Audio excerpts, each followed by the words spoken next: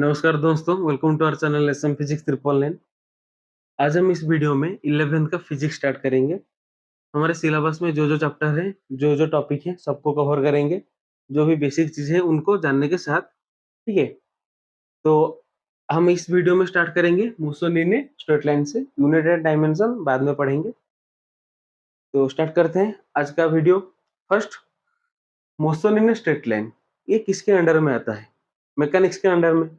तो मैकेनिक्स क्या है? क्योंकि हम 11th के लिए पढ़ रहे हैं तो एकदम बेसिक से स्टार्ट करेंगे। तो मैकेनिक्स क्या है? Mechanics is the branch of physics which deals with the condition of rest और motion of object around us. मतलब हमारे चारों तरफ जो ऑब्जेक्ट है वो मोशन में है या फिर रेस्ट में है, उसको कंसिडर करता है क्या? मैकेनिक्स। उसको फर्दर हम सब ब्रांचेस में भी डिवाइड करते हैं। लिखते हैं उसको पहले, फिर समझते हैं। फर्स्ट, मैकेनिक्स क्या है?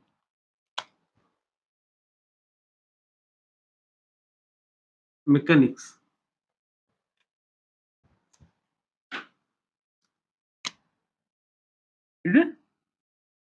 it is the branch of physics which deals with the condition of rest or motion of objects around us। ये है अपना मैकेनिक्स का डेफिनेशन। इसको फर्दर तीन सब ब्रांचेस में डिवाइड करते हैं। कौन सा? Statics, kinematics, then dynamics. तो first statics, then kinematics, then dynamics. इसके तीन सब ब्रांचेस है।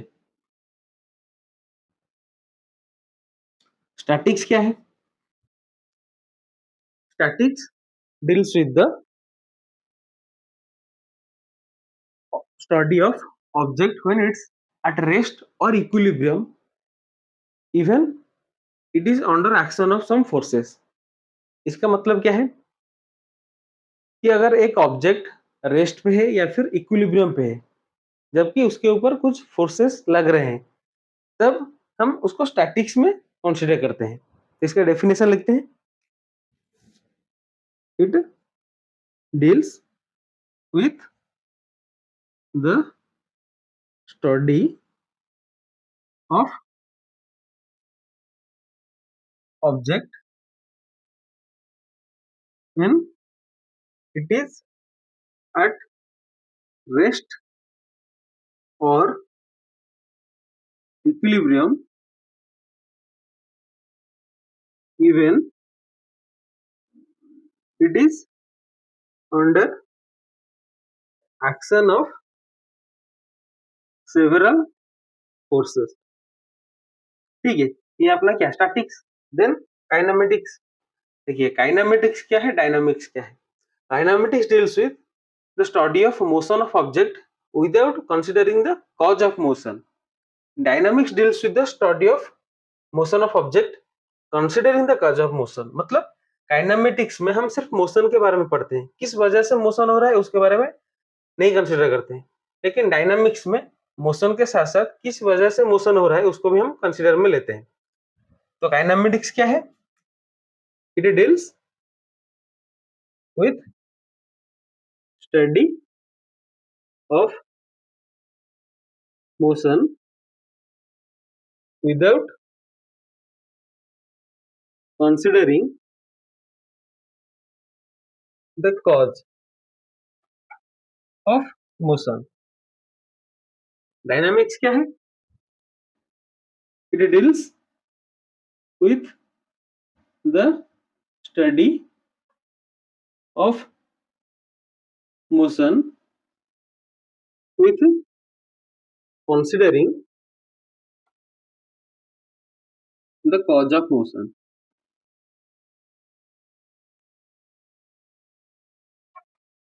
ये हमारे कुछ बेसिक चीजें हैं। मैकेनिक्स क्या है, उसके ये जो सब ब्रांचेस है वो क्या है, ठीक है, ये सब बेसिक चीजें हैं। अभी हम इस चैप्टर को स्टार्ट करते हैं, मोशन इन स्ट्रेट लाइन, जो कि अपना काइनेमेटिक्स के अंडर में आता है। तो स्टार्ट करते हैं।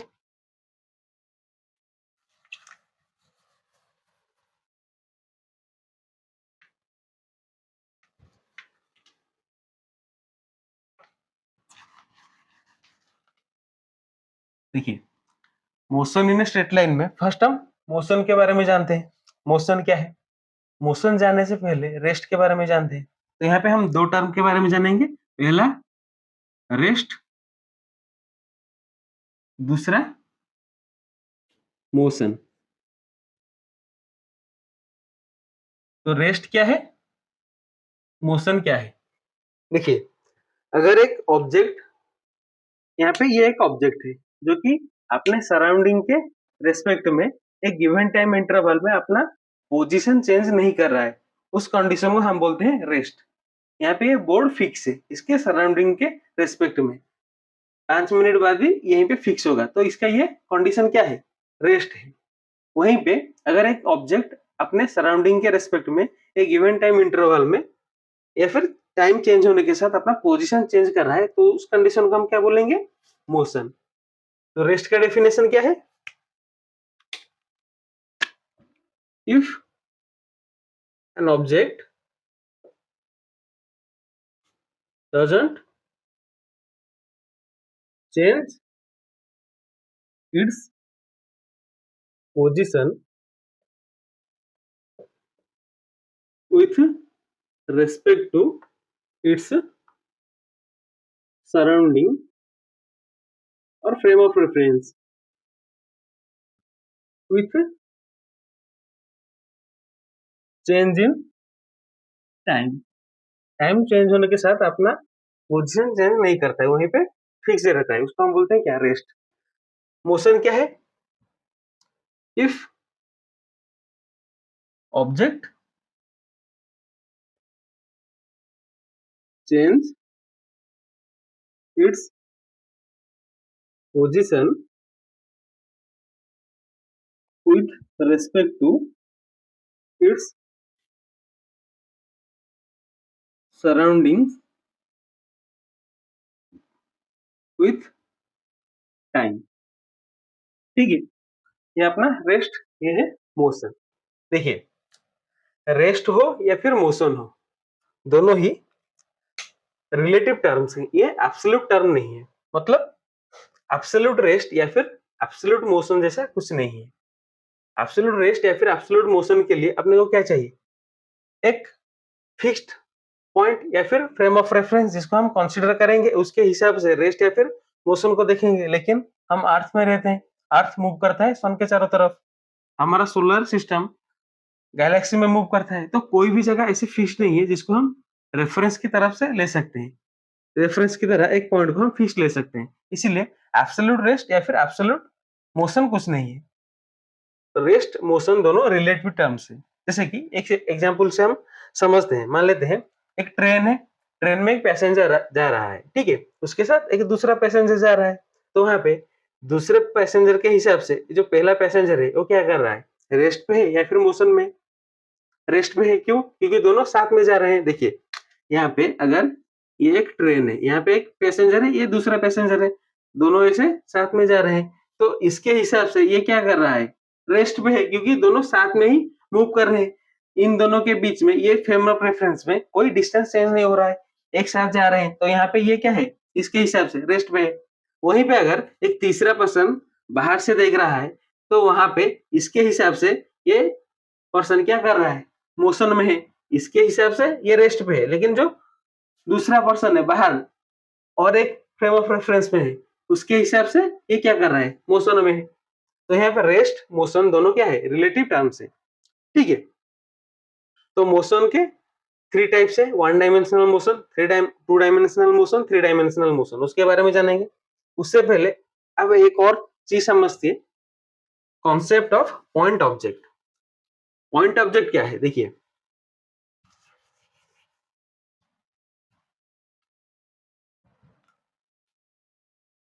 Concept of point object. Point object मतलब जब एक ऑब्जेक्ट अपने साइज से कंपैरिजन में बहुत ज्यादा डिस्टेंस कवर करता है, उसको हम पॉइंट ऑब्जेक्ट की तरह कंसीडर करते हैं। जैसे कि अर्थ सन के चारों तरफ मूव कर रहा है, वहां पे हम अर्थ का जो रोटेशन है उसको कैलकुलेट करने के लिए अर्थ को हम एक पॉइंट ऑब्जेक्ट की तरह ट्रीट करेंगे। जैसे कि एक ट्रेन है, यहाँ पे ये एक ट्रेन है, ये ऐसे 500 किलोमीटर मूव कर रहा है, तो 500 किलोमीटर के हिसाब से इसका साइज बहुत छोटा है, वहां पे हम इस ट्रेन को क्या करेंगे, एक पॉइंट ऑब्जेक्ट की तरह कंसीडर करेंगे। तो पॉइंट ऑब्जेक्ट क्या है? इफ एन ऑब्जेक्ट मूव्स और कवर्स डिस्टेंस और change position very large comparing to its own size, then we consider it as point object, while considering the motion। इसका example क्या है? Example, to study motion of earth around sun, we consider earth as a point object।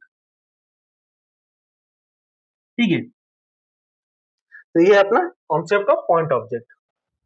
Then हम motion के तीन type के बारे में जानते हैं, one dimensional, two dimensional, three dimensional. ठीक है,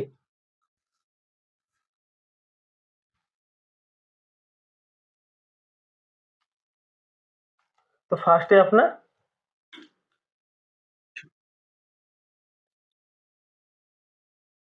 वन डायमेंशनल मोशन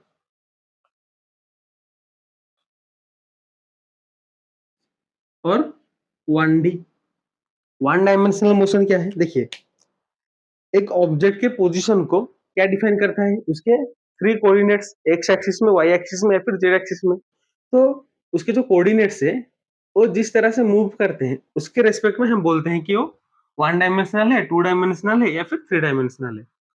ठीक है, तो वन डायमेंशनल मोशन में ऑब्जेक्ट का जो थ्री कोऑर्डिनेट्स है उससे उसमें से सिर्फ एक कोऑर्डिनेट मूव करता है। ठीक है, यहाँ पे एक ऑब्जेक्ट यहाँ पे है, ये इस डायरेक्शन में जाके यहाँ पे पहुंचा, तो ये सिर्फ एक्स एक्सिस में मूव किया, इसका सिर्फ एक कोऑर्डिनेट मूव हुआ, ना वाई में ना जेड में कोई कोऑर्डिनेट मूव नहीं हुआ। तो यहाँ पे ये क्या है? वन डायमेंशनल मोशन है। तो वन डायमेंशनल मोशन क्या है? If one of three coordinates of object with specifying its position changes with time। ठीक है, एक कोऑर्डिनेट जहां पे चेंज हो रहा है वहां पे हम बोलते हैं क्या? One dimensional motion. उसी तरह टू डायमेंशनल मोशन क्या है? वन डायमेंशनल मोशन का एग्जांपल क्या है? जैसे एक ट्रेन पटरी पे जा रहा है सीधा, तो क्या है? वन डायमेंशनल मोशन है। या फिर कोई ऑब्जेक्ट नीचे से फ्री फॉल कर रहा है, तो क्या है? वन डायमेंशनल मोशन है। देन टू डायमेंशनल मोशन के बारे में जानते हैं। टू डायमेंशनल मोशन और टू डी। जैसे वन डायमेंशन में एक कोऑर्डिनेट चेंज हो रहा था, वैसे ही टू डायमेंशन में क्या होगा? दो कोऑर्डिनेट चेंज होंगे। यहाँ पे ये देखिए, एक ऑब्जेक्ट यहाँ पे था x1 y1 कोऑर्डिनेट पे, इसका पोजीशन चेंज होके यहाँ पे चला गया x2 y2, तो x एक्सिस y एक्सिस दोनों में इसका कोऑर्डिनेट चेंज हुआ, वहां पे ये क्या हो गया, to dimensional motion. To dimensional motion का डेफिनेशन क्या है, if two of its three coordinates of an object specifying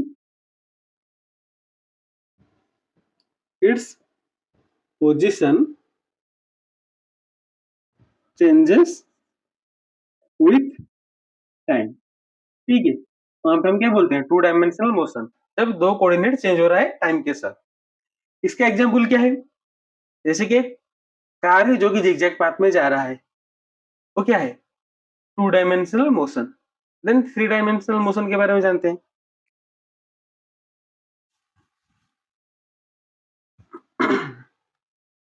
one dimensional motion मतलब एक कोऑर्डिनेट चेंज हुआ है, टू डायमेंशनल मोशन मतलब जब दो कोऑर्डिनेट चेंज हो रहे हैं, थ्री डायमेंशनल मतलब जब तीन कोऑर्डिनेट चेंज हो गए। तो थ्री डायमेंशनल मोशन और 3D, इसका डेफिनेशन क्या होगा, if all the three coordinates of an object change with time. ये जो कोऑर्डिनेट्स हैं जो कि उसके पोजीशन को स्पेसिफाई कर रहे हैं, वो अगर टाइम के साथ चेंज हो रहे हैं तो उसको हम क्या बोलते हैं, थ्री डायमेंशनल मोशन। जैसे कि ये देखिए, ये है Y axis, X axis, Z axis. यहाँ पे एक ऑब्जेक्ट है जिसका पोजीशन है x1, y1, z1। यहाँ से चेंज होके एक पॉइंट पे गया जहाँ पे ये x2, y2, z2 हुआ। तो ये क्या है अपना, ये अपना थ्री डायमेंशनल मोशन, क्योंकि तीनों कोऑर्डिनेट्स इसके चेंज हो रहे हैं। इसके एग्जांपल क्या है, जैसे कि एक एरोप्लेन हवा में जा रहा है या फिर एक बर्ड फ्लाई कर रही है, तो वहां पे तीनों कोऑर्डिनेट उसके चेंज हो रहे हैं। ठीक है, तो मोशन के one dimensional, two dimensional, three dimensional, इनके बारे में हमने जाना। ठीक है, अभी दो टर्म के बारे में जानते हैं, एक डिस्टेंस, दूसरा डिस्प्लेसमेंट।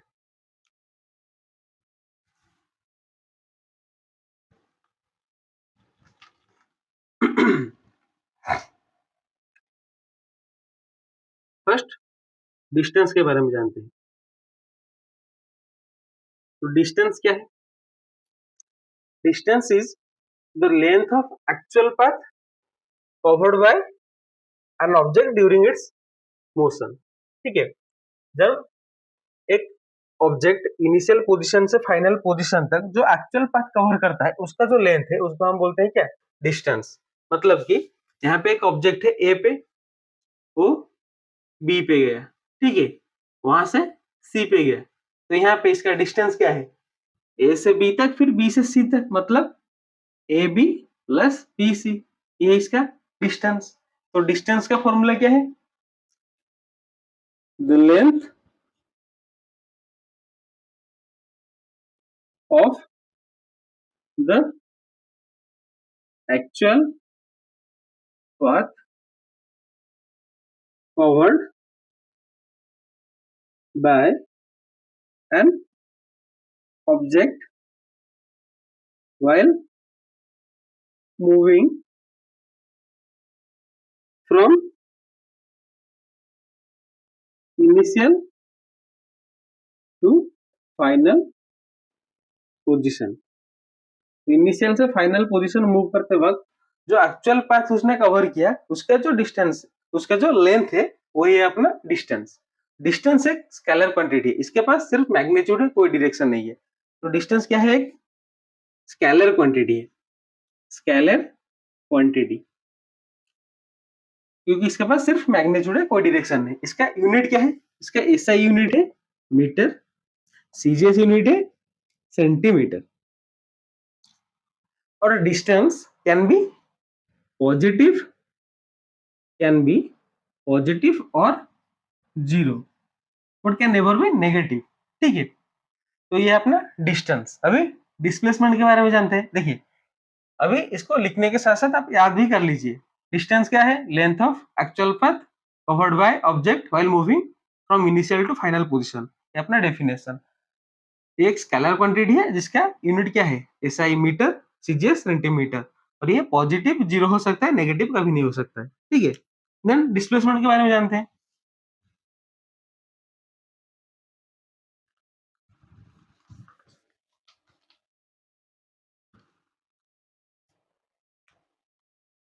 डिस्प्लेसमेंट डिस्प्लेसमेंट क्या है?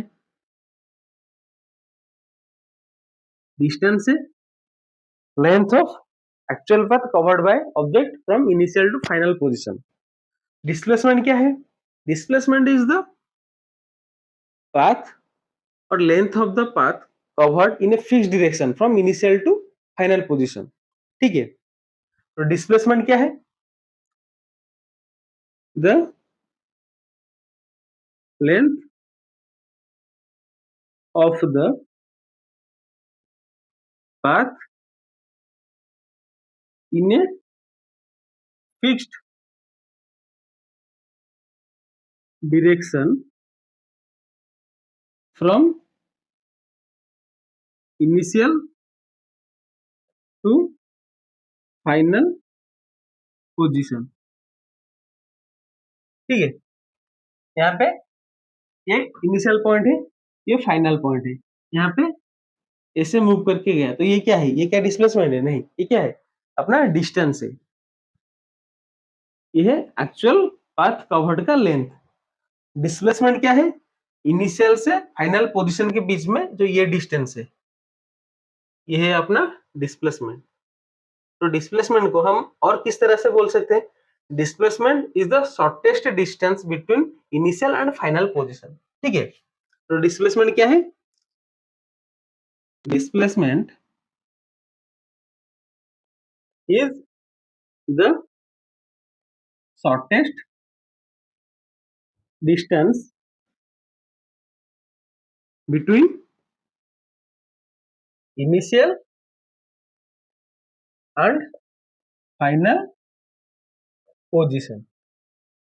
ठीक है, ये अपना क्या? डिस्प्लेसमेंट। डिस्टेंस क्या था? स्केलर क्वांटिटी था, लेकिन डिस्प्लेसमेंट क्या है? एक वेक्टर क्वांटिटी है। इसके पास अपना मैग्नीट्यूड भी है, डायरेक्शन भी है। तो ये क्या है? Vector quantity. इसका यूनिट क्या है? इसका भी ऐसा यूनिट है, मीटर, सीजीएस यूनिट है सेंटीमीटर।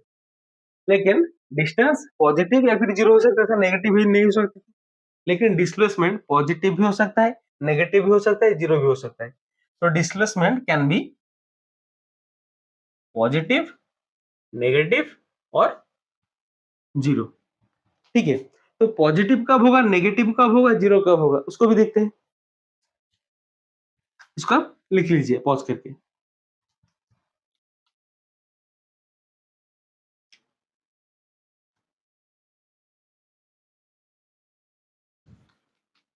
देखिए, फर्स्ट हम जानते हैं पॉजिटिव डिस्प्लेसमेंट।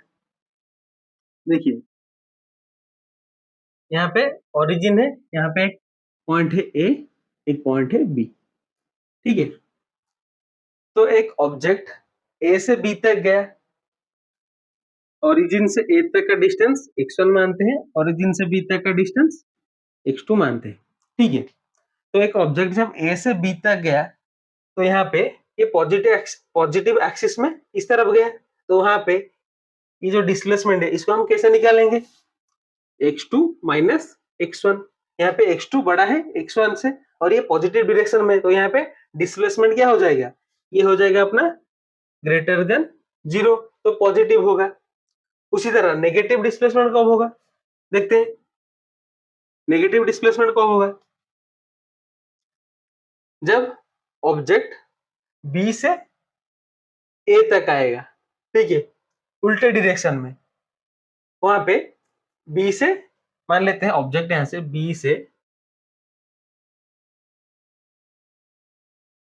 यहाँ तक आया, ये फिर बी से ए तक आया, तो वहां पे हम डिस्प्लेसमेंट को कैसे निकालेंगे? वहां पे ये अपना क्या हो जाएगा, ये हो गया अपना x1, इनिशियली बी पे था, ये हो गया क्या x2, तो यहाँ पे x2 माइनस x1 क्या हो जाएगा, स्मॉलर देन 0, तो ये हो जाएगा क्या नेगेटिव, क्योंकि यहाँ पे नेगेटिव डायरेक्शन में आ रहा है ऑब्जेक्ट। डिस्प्लेसमेंट एक वेक्टर क्वांटिटी है, तो उसके पास मैग्नीट्यूड भी है, डायरेक्शन भी है, डायरेक्शन नेगेटिव में है, तो यहाँ पे डिस्प्लेसमेंट क्या हो जाएगा, नेगेटिव हो जाएगा। उसी तरह जीरो डिस्प्लेसमेंट कब होगा, जब एक ऑब्जेक्ट रेस्ट में होगा तब जीरो डिस्प्लेसमेंट होगा। और अगर ऑब्जेक्ट यहां से मान लेते हैं ओरिजिन से स्टार्ट किया, ए पे गया या फिर बी पे गया, वापस से ओरिजिन पे आ गया, तो वहां पे भी डिस्प्लेसमेंट जीरो होगा। और फिर मान लेते हैं कि एक ऑब्जेक्ट ऐसे सर्कुलर मोशन में मूव कर रहा है, तो यहाँ से स्टार्ट किया, ऐसे पाथ में जाके वहीं पे वापस खत्म किया, तो यहाँ पे डिस्प्लेसमेंट क्या हो जाएगा, जीरो हो जाएगा। ठीक है, तो positive, negative and zero displacement कहाँ पे होता है हमने जाना। और डिस्टेंस डिस्प्लेसमेंट के बीच में एक रिलेशन आपको याद रखना है, क्या कि distance can be greater than और equal to displacement, can never be smaller than displacement. क्यों? क्योंकि डिस्प्लेसमेंट पॉजिटिव, नेगेटिव, जीरो हो सकता है, डिस्टेंस सिर्फ पॉजिटिव या फिर जीरो होगा। देखिए यहाँ पे एक ये इनिशियल पॉइंट, ये फाइनल पोजीशन, ठीक है, यहाँ से ऑब्जेक्ट यहाँ तक गया, तो ये अपना डिस्टेंस है, ये है डिस्प्लेसमेंट। यहाँ पे क्या होगा, डिस्टेंस डिस्प्लेसमेंट से क्या होगा, ज्यादा होगा। वहीं पे अगर ये ऑब्जेक्ट है, यहाँ से इनिशियल से फाइनल तक गया, यहाँ पे डिस्टेंस यही है, डिस्प्लेसमेंट भी यही है, दोनों सेम होंगे। ठीक है, तो डिस्टेंस डिस्प्लेसमेंट इसके साथ यहाँ पे खत्म करते हैं इस वीडियो को। ये हमारा इंट्रोडक्शन क्लास था, तो इसीलिए हम शॉर्ट रखते हैं। इसके बाद नेक्स्ट वीडियो में आगे पढ़ेंगे इस चैप्टर में। Thanks for watching.